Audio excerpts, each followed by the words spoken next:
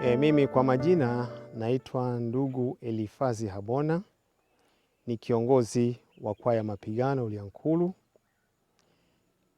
Kwanza jambo la kwanza nianzane na jina la Mapigano, maana kusikia mapigano wengi huaga wanajiuliza mapigano ilitokana na nini.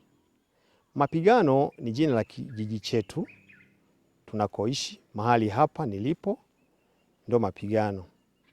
Na kuitwa Mapigano ilitokana na tukio ni historia ambao limo ndani ya tukio iliyowahi kutokea mahali hapa mpaka pakaitwa Mapigano. Ni miaka mingi tu iliyopita, zaidi ya miaka 100 niseme hivyo, ambayo imepita. Kuna tukio fulani iliyowahi kutokea mahali hapa alipokuwepo Mtemi Mirambo.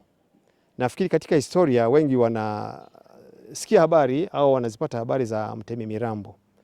Mtemi Mirambo alikuwa anaishi maeneo hapa tulipo, na kaburi lake liko hapo nyuma yangu tu. Nafikiri sio mbali sana kutoka mahali hapa nilipo, ni kama kilomita 6 hivi kutoka hapa nilipo, ndipo lilipo kaburi ya Mtemi Mirambo.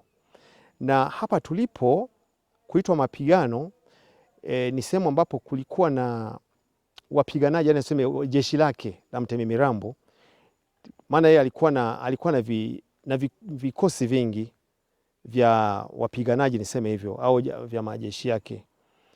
Ni kwamba kituo mojawapo ni hapa Mapigano, na ndicho kilikuwa ni kituo kikubwa cha askari wake. Nasikia kwamba kipindi ilipotokea kulikuja maadui zake, walimvamia mahali hapa. Ni historia ambayo na sisi tunaipata, maana ni miaka mingi iliyopita. Basi baada ya kuja hapa nasikia alifanyika machafuko, mapigano makali yakatokea. Basi hapo askari wengi walipoteza uhai, na kutokana na tukio hilo lililopita mahali hapa, maana nasikia kwamba walikuwa wakipigana mishale ya moto, vitu vya namna hiyo. Kama mnavyofahamu mambo ya vita huaga hayachagui. Basi katokea hivyo, matokeo yake sasa likaitwa kwamba ni eneo la mapigano, ndio maana kuitwa Mapigano.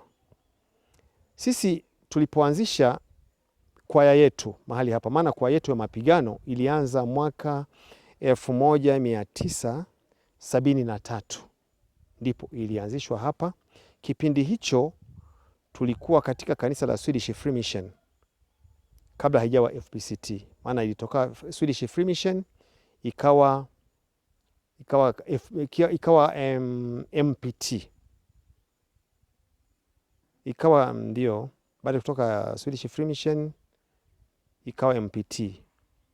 Baada ya kutoka hapo sasa ndio ikaja FPCT kama sijakosea.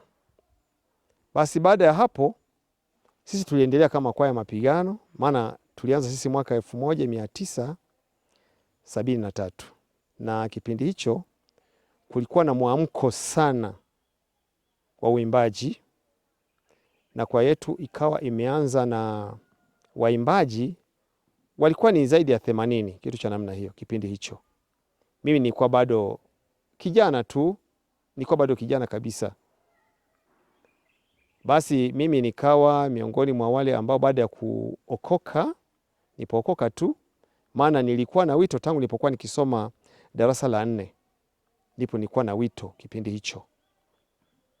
Niliendelea kusoma lakini nikiwa na wito ndani yangu wa uimbaji. Niliendelea vizuri tu, lakini nilipofikia kipindi hicho baada ya kuokoka, basi nikafikia hatua na mimi ya kujiunga na kwaya.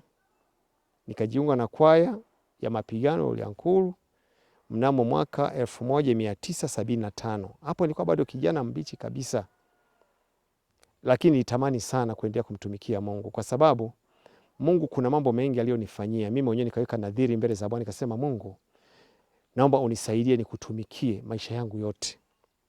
Nafikiria tangu mwaka 1975 nilipojiunga na kwaya hii mpaka leo mwaka 2024 bado naendelea. Ina maana kwamba sasa hivi ninakaribia miaka 50 nikiwa katika uimbaji ndani ya kwaya yangu ya Mapigano. Niliendelea vizuri tu, namshukuru Mungu. Mungu aliniwezesha, mambo yakaenda vizuri, na mpaka sasa hivi ninayo sababu kumshukuru Mungu kwa kuwa Mungu aliniwezesha kufanya hivyo. Tuliendelea mahali hapa tulipo, kanisa letu liliendelea kukua. Kanisa la kwanza kabisa tuliojenga likafikia kuzeeka, basi kanisa wakawa na mpango wa kujenga kanisa jingine pembeni.